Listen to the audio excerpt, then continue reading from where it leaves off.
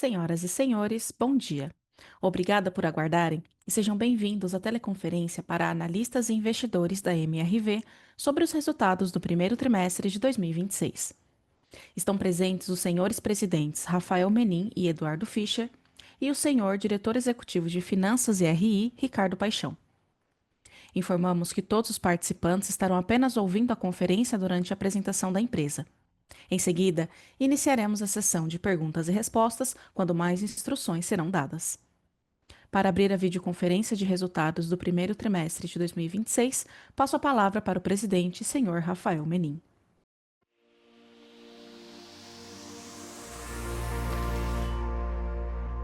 Bom dia a todos. Obrigado pela presença em mais um call de resultados da MRV. Eu começo dizendo que estou muito positivo e convicto de que a MRV está numa posição diferenciada neste contexto atual de mercado.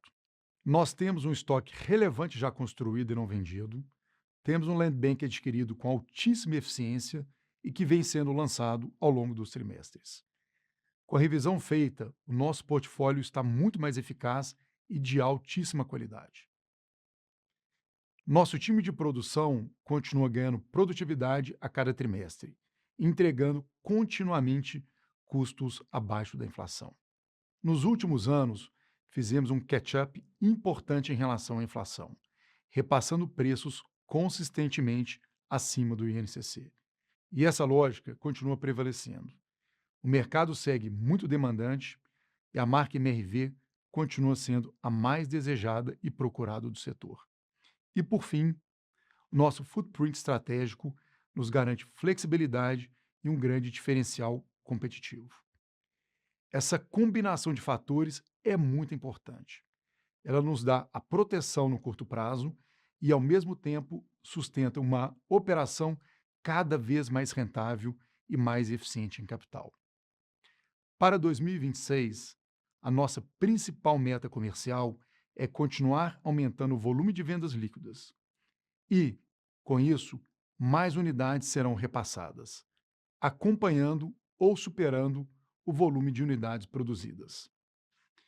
Essa dinâmica deve sustentar um crescimento da receita líquida trimestre após trimestre. Do ponto de vista de margem, seguimos confiantes na trajetória de expansão.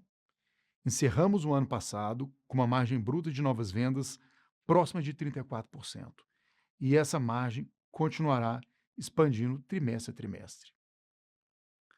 À medida que novas safras ganham relevância no resultado e as safras antigas saem da base, a margem bruta contábil também seguirá melhorando. E com a receita crescente e a rentabilidade maior, o lucro líquido também apresentará evolução trimestre a trimestre. A geração de caixa seguirá a mesma tendência. Com melhor rentabilidade, vendas e repasses crescendo, apresentaremos uma geração de caixa cada vez mais forte. Falando agora da Resia, o plano de desalavancagem continua avançando. No primeiro trimestre, anunciamos vendas importantes no portfólio, incluindo o Tributary e outros terrenos, com uma geração de caixa de 360 milhões de reais. Seguimos focado na monetização dos ativos, na redução da alavancagem e na simplificação da operação. Quero reafirmar a nossa confiança que os ajustes estratégicos feitos nos últimos anos e que continuam sendo executados estão colocando a companhia no caminho da melhor MRV da história. Aproveito também para agradecer ao nosso time espalhado por todo o Brasil, que vem desempenhando um papel brilhante nessa jornada. Agora eu passo a palavra para o Kaká. Bom dia a todos. Obrigado, Rafa. Começo falando um pouco mais sobre a operação da MRV Incorporação. Nossa operação segue evoluindo e os dados do primeiro trimestre mostram isto. Os principais indicadores melhoraram quando comparados com um ano atrás. Esta é a comparação mais justa, dado que o primeiro trimestre possui menos dias úteis em função de período de férias e também do carnaval. Tivemos 2,5 bilhões de vendas líquidas, 10,5% abaixo do 4T de 25 e 14% acima do 1T de 25. 2,9 bilhões de lançamentos no trimestre, 2,4% acima do 4T de 25 e em linha com o T de 25. Produzimos 9.747 unidades, 0,9% abaixo do 4T de 25, 3% maior que o mesmo período do ano anterior. Os volumes de repasses e vendas líquidas no trimestre teriam sido maiores, se não fosse a forte concentração de vendas no mês de março. Isso fez com que não tivéssemos tempo hábil para repasses e, consequentemente, contabilização das vendas dentro do TRI. Esse alto volume de vendas ainda não repassadas criou um importante backlog de unidades a repassar, garantindo um forte início de segundo trimestre. Passando para os indicadores financeiros, a ROL fechou um T de 26 em 2,6 bi, crescimento de 17,6% contra um T de 25 e uma queda de 8,2% na comparação com o 4T de 25. A margem bruta ficou em 31%, estável contra o 4T de 25 e 140 bips acima do 1T de 25. Diante do cenário geopolítico atual, optamos por ser bastante conservadores e revisamos para cima a inflação projetada nos orçamentos das obras. Esse ajuste impediu a evolução da margem nesse trimestre.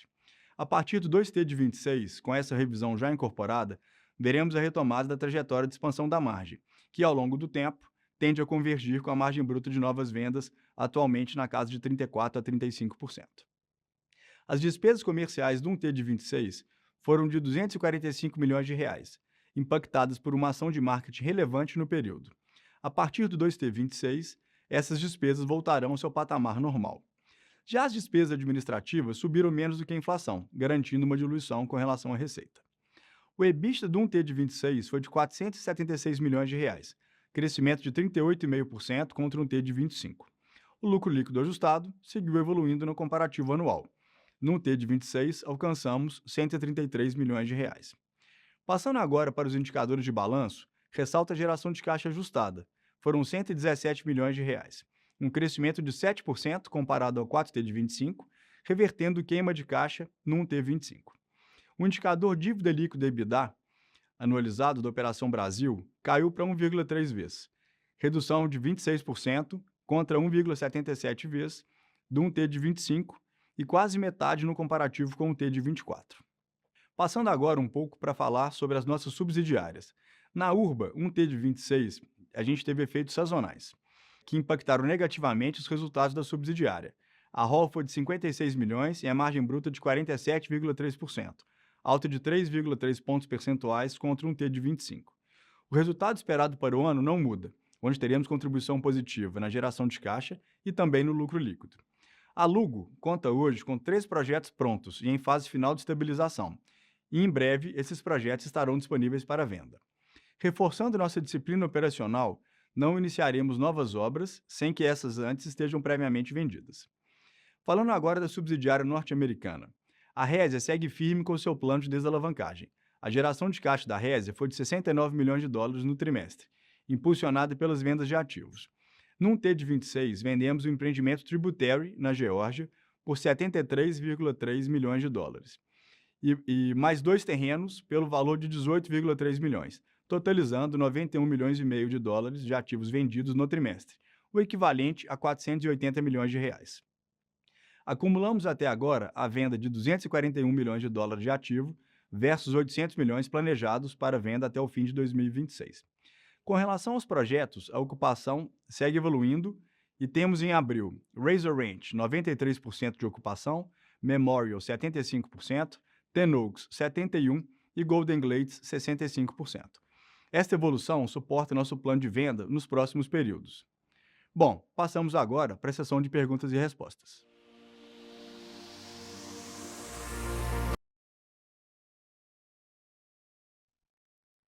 Iniciaremos agora a sessão de perguntas e respostas.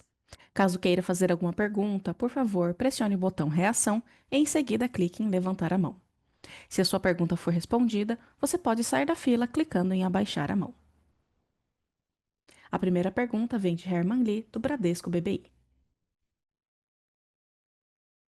Bom dia, pessoal. Tudo bem? Obrigado pelo espaço. Vão ser só uma pergunta aqui duas perguntas do nosso lado, na verdade. Primeiro, se vocês puderem passar um pouco aí do cronograma da normalização da venda e repasse, né, que tem impactado aí a geração de caixa, se dar um update nesse sentido seria bastante útil. E segunda pergunta, aí, as despesas comerciais vieram um pouco mais altas. Entender como isso deve ser o carryover no segundo TRI e se a gente pode ver alguma diluição ao longo do ano. Obrigado. Bom dia, Herman. Rafael falando aqui.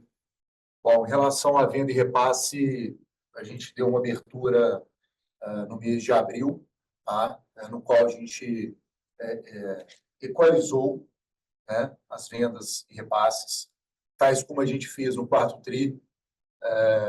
Nós entregamos por volta de 10 mil repasses, por volta de 10 mil unidades construídas, tá? E a gente está bem positivo que no segundo TRI o repasse ele será em linha com a produção, eventualmente um pouco acima. Tá? A dinâmica da venda bruta, que é o que gera a matéria-prima para o repasse, continua forte, né? O mercado está demandante, o programa está muito positivo, tá? Então, a gente está muito seguro que a dinâmica ao longo do ano, este ano de 26, vai ser bem diferente do que foi o ano de 25, né? E a gente está muito positivo que venda e repasse vão caminhar para e passo daqui para frente e, muito possivelmente, inclusive, fazendo o catch-up dessas 1.000 unidades que ficaram para trás no primeiro TRI. Ok? Então, essa é a primeira parte da pergunta.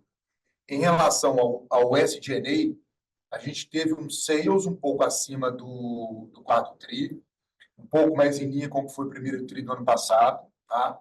A gente tem feito uma campanha de marca forte no primeiro TRI, e isso se repetiu no primeiro TRI de 26, ok?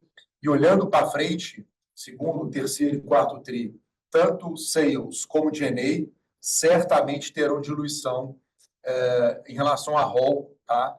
Do que foi no ano passado, que já foi uma diluição em relação a 24, ou seja, a linha de despesas SG&A, ano após ano, trará para a gente diluição, que, consequentemente, será uma alavanca no sentido de melhorar a rentabilidade ou o lucro líquido da companhia.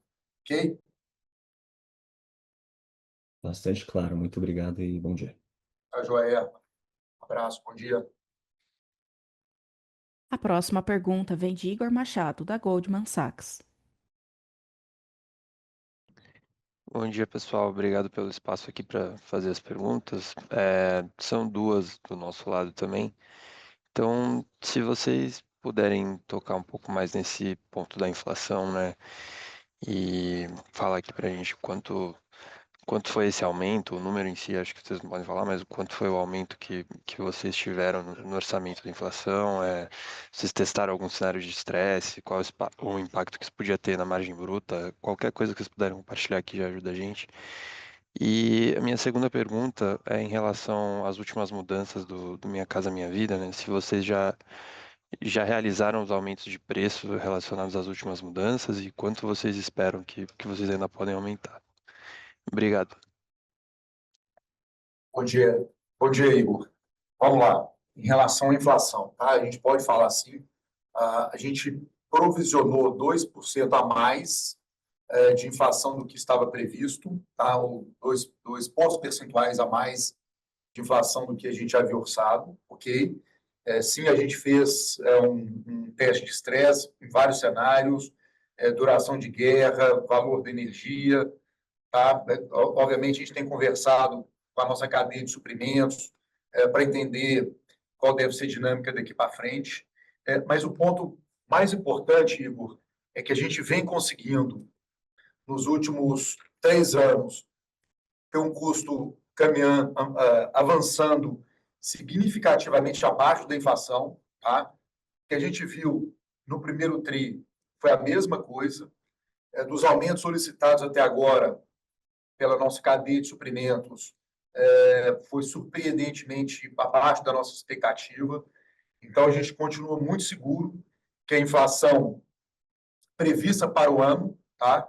O INCC inicial de por volta de 6%, a gente estimou o INCC agora de 8%, mas a gente tem uma convicção absoluta que o nosso custo real ele continuará sendo no ano de 26, ou será no ano de 26, muito abaixo do INCC real, né? Como eu disse anteriormente, essa dinâmica aconteceu em 24, ela aconteceu em 25 e vai acontecer em 26, fruto de boas negociações, mas principalmente em função dos ganhos de produtividade que a gente vem conseguindo implantar nos nossos canteiros a cada trimestre, né? E concepção de produtos melhores, terrenos mais eficientes, tá? Então, em relação à margem contábil, a gente está muito seguro que a margem, a partir do segundo TRI, ela voltará a caminhar na direção positiva. No primeiro TRI, ela andou de lado, porque a gente fez essa alteração conservadora nos orçamentos, né? E aí você segura a recuperação de margem, daqui para frente a dinâmica volta a ser positiva. Quando a gente analisa a margem bruta de novas vendas, que é a margem safrada, a margem do primeiro TRI foi melhor do que a margem do quarto TRI, a margem de abril é melhor do que a margem de maio, tá? Então, a gente também tem uma segurança de março, abril foi melhor do que março. Então, a gente tem uma segurança absoluta que a dinâmica de margem bruta de novas vendas e margem bruta contábil, a despeito desse novo episódio ou dessa nova variável, tá? A gente está muito convicto que a margem continua subindo na direção positiva. E aí tem um outro aspecto importante, Igor. Vamos olhar assim, um copo meio cheio, meio vazio, tá? O meio vazio é que a gente, nos últimos 2 anos, a gente vendeu menos do que a gente produziu. Isso retardou a geração de caixa mais forte da companhia. Olhando o copo meio cheio, é que a gente tem muita unidade construída e não vendida, que nesse momento agora, certamente é um hedge para a companhia, né? O preço ele está subindo, porque o mercado está muito bom. Já emendando com a sua segunda pergunta, do Minha Casa Minha Vida, né? O novo Minha Casa Minha Vida, ou o ajuste do Minha Casa Minha Vida, ele tem propiciado que a companhia faça uma combinação ou se beneficie de várias formas, com um pouco menos de prosoluto, um pouco mais de VSO e um pouco mais de preço, né? Então, se a velocidade está subindo, a VSO está subindo, o preço está subindo acima do orçado, né? O prosoluto está caindo, e a gente continua vendo a nossa inflação real bem abaixo do INCC, nos leva a crer que o que a gente planejou no começo do ano está preservado e a gente vai ter um ano, tanto no que diz respeito a indicadores operacionais, mas também indicadores financeiros, cada vez mais saudáveis. Super claro, obrigado. Tá joia. A próxima pergunta vem de André Mazzini, do Citi. Opa, bom dia, Rafa, Fischer e Kaká. Primeira pergunta, talvez um follow-up, e a segunda é um tópico diferente. Então, vocês comentaram, né, dado esse cenário geopolítico mais incerto, a revisão das premissas de inflação, o que está mudando na estratégia comercial para preservar o spread entre o reajuste de preço e a inflação de obra? E quanto é que vocês pretendem repassar acima do INCC nas novas vendas nos próximos 12 meses, né? Se tem uma meta desse tipo. E a segunda, vocês comentaram um pouco sobre a despesa de marketing no primeiro TRI, foi uma campanha de marketing relevante. Então, se houve alguma mudança estrutural no custo de aquisição de cliente, e qual o patamar das despesas de vendas que a gente deveria ver para frente como recorrente? Obrigado. Tá, vamos lá, André. Bom dia. Bom, em relação ao comercial, tá? O que a gente fez de agora até abril, nos primeiros 4 meses do ano, o preço de venda ele andou acima do custo, ok? Do que nós recebemos já de aumento de custo, conforme eu respondi na resposta anterior, foi abaixo da nossa expectativa. Vamos lembrar que a gente teve um momento muito duro aí no Covid, que isso ficou como um aprendizado muito forte para a MRV, né? E a gente tem a convicção que o preço será olhado assim com uma lupa absoluta por mim, pelo Fischer, pelo Thiago, de fato, é um acompanhamento diário que a gente vai andar na frente da curva, tá? E o mercado hoje está muito saudável, o programa muito saudável, a gente continua com aquela nossa estratégia de fortalecer a house, isso tem dado super certo, a gente, em muitas praças nas quais a gente está um pouco mais avançado, a dinâmica comercial está muito forte, as margens altíssimas, né? A gente tem hoje 1/3 das cidades nas quais a gente atua com margem próximas de 40%, né? Porque a gente quer continuar incrementando esse desempenho comercial e de preço em outras praças, né? Então, assim, está muito seguro que essa balança ou essa equação de custo de terreno, custo de portfólio do produto, custo de executar o produto e o preço de venda, ela continua amplamente favorável para a MRV. Tá? A gente foi prudente no primeiro trimestre com essa correção, né? Mas vamos continuar executando com uma convicção absoluta que vamos ter uma operação cada vez mais saudável, teatrinho, tanto em margem bruta contábil, como em margem bruta de novas vendas. E o mercado, a força da nossa marca, nos propicia continuar entregando resultados cada vez mais fortes. Em relação ao marketing, de fato, foi uma ação que a gente fez no ano passado, que a gente repetiu, né? Investimento em marca, a gente acha que é super forte, super importante, ainda mais quando se fala da principal aquisição de uma família, né? A nossa marca é disparada a marca mais conhecida do setor, Brasil afora, né? Então, a gente entende como uma ação que talvez machuque um pouco o DRE no trimestre, a geração de caixa no trimestre, mas é uma fortaleza para a nossa estratégia futura. Tá? E aí, respondendo a sua pergunta, olhando o nosso SG&A, não só o comercial, nosso SG&A sobre ROL, sobre venda, a gente tem certeza que ele será menor do que foi em 25, que foi menor do que foi em 24. Ótimo. Obrigado, Rafa. Tá joia, André? A próxima pergunta vem de Luiz Wedit, do Santander. Oi, bom dia, pessoal. Aqui do meu lado, eu queria perguntar, acho que até um follow-up de pergunta anterior, sobre esse estoque mais perto de pronto, né, ou até pronto que vocês têm.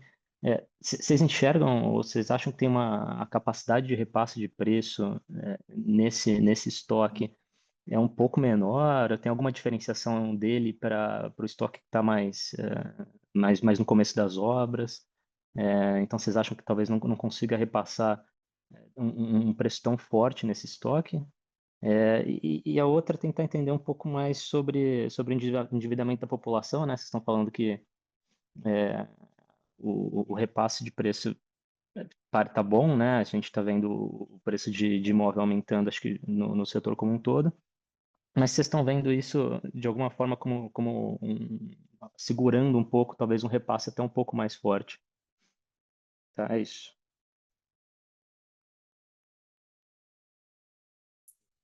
Luiz, tudo bem? Bom dia, o Fischer aqui. Vamos lá. Primeira pergunta. De fato, o estoque pronto nosso é muito baixo, né? O pronto mesmo é baixo. O estoque que a gente tem, que é aquele gap que o Rafael comentou no início, entre o que a gente construiu e o que a gente repassou, de fato, ele vira um colchão de proteção para a gente. A liquidez desses produtos é exatamente igual, né? A gente não tem muita diferença aí. A vantagem é que nessa safra um pouco mais pronta, a gente tem uma oportunidade de acelerar a margem até, né? Porque a demanda é igual na média, né? E você tem achando um produto que vai ser muito pouco impactado por essa curva nova de inflação. Tá? Então, a gente tem a chance de fazer uma liquidez boa com a margem maior. A gente, inclusive, tem explorado isso comercialmente na linha de que, não há melhor momento para você comprar o imóvel agora, porque a tendência é que ele fique cada vez mais caro, né? E a gente consegue fazer isso, o mercado reagir a isso, né? Em relação ao endividamento da população, obviamente, isso é uma preocupação grande e a gente tem tentado equilibrar essas variáveis aqui com a demanda e tem uma ferramenta importantíssima, Luiz, que é a correção do Minha Casa Minha Vida. Então, ao longo de 25, e agora na entrada de 26, a gente teve alguns ajustes importantes, que independentemente do crescimento do endividamento da população, a gente consegue manter a capacidade de compra desses caras, dessas famílias. Isso é fundamental na nossa estratégia de liquidez e nossa estratégia agora de precificação além da curva, à frente da curva, como o Rafael comentou aqui numa das respostas. Então, sim, a gente tem monitorado isso, especialmente no que tange a nossa carteira, né? A gente tem conseguido, inclusive, tem feito um esforço para que a nossa carteira diminua, especialmente aquela carteira no pós-chaves, então, onde a inadimplência é maior. Então, a gente tem conseguido equilibrar isso de forma saudável. Obviamente, tem uma variável importante que eu comentei, que é o programa dando suporte para que a gente consiga fazer esses movimentos e reagir a essa precificação da forma que a gente precisa. Então, sim, esse estoque hoje nos dá uma oportunidade de fazer margens maiores com pouco risco inflacionário e, na outra ponta, uma demanda forte com um programa também bem sólido que nos dá a oportunidade de continuar precificando sem que o endividamento da população nos prejudique tanto. Tá bom, Luiz? Espero que eu tenha te respondido de forma clara aí. Tá ótimo, obrigado. Bom dia para vocês. A próxima pergunta vem de Tainan Costa, da UBS. Bom dia, Fischer, Menin, Kaká. Eu queria um pouco lá para a US, né, ouvir um pouquinho de vocês sobre Resia. Acho que o ritmo de locação, né, dos 4 projetos, né, que vocês comentaram, acho que ele veio um pouco melhor do que a gente estava esperando, né, de todos os projetos crescendo bem, tri contra tri. Então, acho que a primeira pergunta é ouvir um pouquinho de vocês, o que eventualmente teve de esforço comercial nesse trimestre, se eventualmente vocês precisaram dar algum nível de desconto no aluguel para acelerar essas locações, ou se tudo ocorreu no nível que vocês estavam esperando. E a segunda acaba sendo uma consequência, né, o cenário de venda para esses 3 projetos, né, os legados principalmente.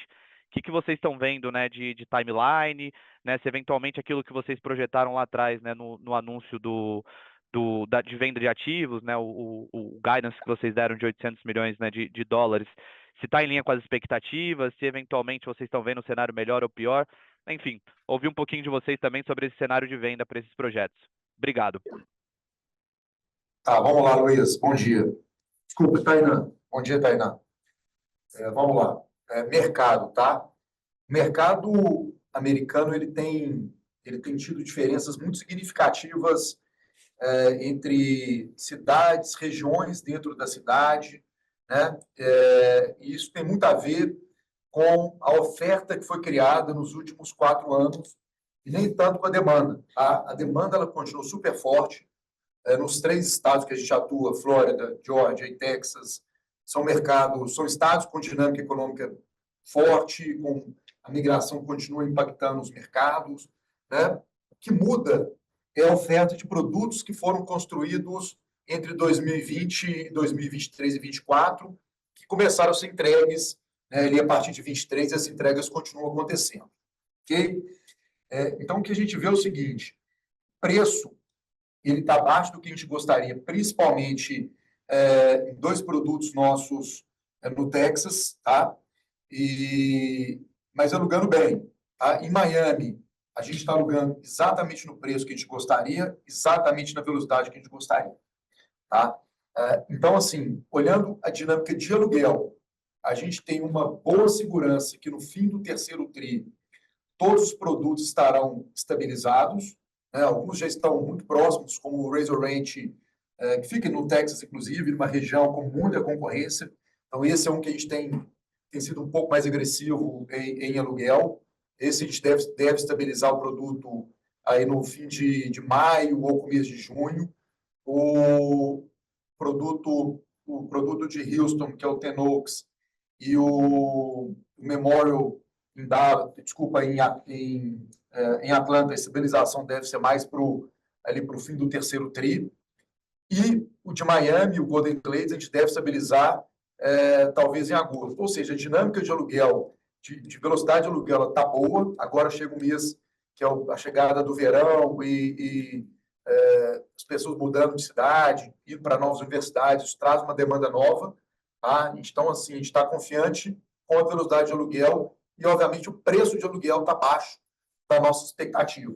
Né? Então, os produtos, todos os 4 produtos, na verdade, os 5 produtos, né, vão estar, em poucos meses, eu diria, pronto para venda. Alguns um pouco para na frente, outros um pouco mais para trás, né? E, naturalmente, a gente entra numa escolha de preço. Quanto mais rápido a gente quiser vender, nós vamos vender com preço um pouco menor, porque mesmo que o produto esteja estabilizado, leva um certo tempo para a gente estabilizar o NOI daquele produto, tá? Então, a gente está numa discussão no conselho da empresa, né, nesse trade-off de velocidade. Você traz uma geração de caixa muito grande, né? Esses 5 projetos, esses 4 projetos somados, não são 5, esses 4 projetos somados têm um VGV em dólar super alto, e a venda deles muda brutalmente a dinâmica de caixa da companhia, mas, por outro lado, você deixa um pouco de dinheiro na mesa, né? Então, o que a gente está tentando acertar aqui, qual que é o sweet spot de venda de cada um desses projetos, né? Mas, voltando à sua pergunta, sim, a dinâmica de aluguel melhorou, tá? Tem melhorado, mas num preço abaixo do que a gente gostaria, do que a gente imaginava há um ano atrás, com exceção do Golden Glades, que está cravado com o preço que a gente imaginava há um ano atrás. Está clara a minha resposta? Muito claro. Obrigado, pessoal. Bom dia. Tá joia. Bom dia. A próxima pergunta vem de João Pedro Rodrigues, da XP. Bom dia, pessoal. Tudo bem? Obrigado pela oportunidade de fazer pergunta. Eu tenho uma só aqui do nosso lado. Acho que vai um pouco também follow-up, não me lembro exatamente quem perguntou sobre o endividamento das famílias. A gente viu no relatório da concorrente de vocês, da MRV, falando dos distratos, e justificando o aumento dos distratos pelo fim de alguns cheques regionais da Minha Casa Minha Vida Cidade. E falando com algumas empresas, parece que isso tem se tornado um tema mais frequente, assim, dos distratos no Minha Casa Minha Vida por causa do endividamento das famílias. Então, minha pergunta é se vocês estão vendo alguma dificuldade com os cheques regionais, se foi algo pontual, ou se vocês têm alguma preocupação de que isso possa ser um problema ao longo do ano, potencialmente prejudicando a geração de caixa de vocês. Obrigado. João Pedro Fischer aqui. Vamos lá, até respondi mais cedo sobre endividamento. Na verdade, a hora que você olha para a dinâmica dos cheques regionais, ela é muito positiva, na verdade. Especialmente nesse endereçamento dessa preocupação em relação ao endividamento. A hora que você tira a pressão da entrada das famílias, diminui essa pressão com cheques regionais, isso tem um impacto positivo, inclusive na concessão de crédito. Quer dizer, o banco vai olhar para aquilo e sabe que ele tem um subsídio adicional, isso tira um pouco da pressão na concessão de crédito, então ela é positiva. O que houve no ano passado, especialmente, é como esses programas são recentes, os estados ainda aprendem a como operar, como gerenciar o orçamento que é dedicado àquilo.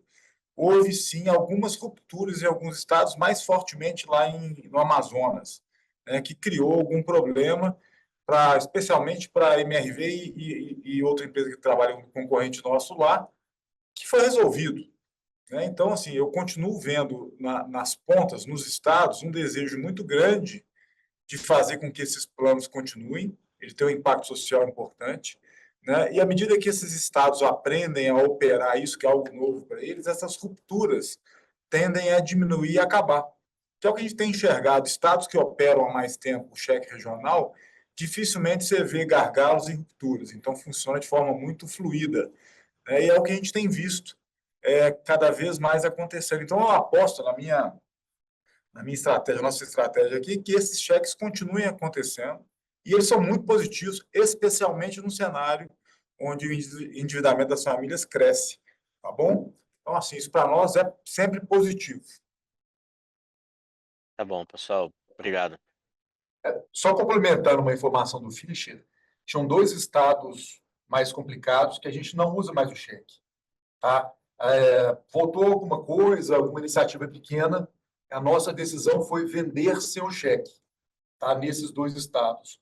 E nos outros 8 ou 9 estados que tem o cheque, a dinâmica é positiva, está rodando bem, madura, tem funding, ajuda a vender, ajuda a reduzir para o absoluto, e ajuda os clientes com renda mais frágil a fazerem a compra do imóvel. Super claro, pessoal. Muito obrigado. Alô, João. Lembrando que para fazer perguntas, basta clicar em levantar a mão.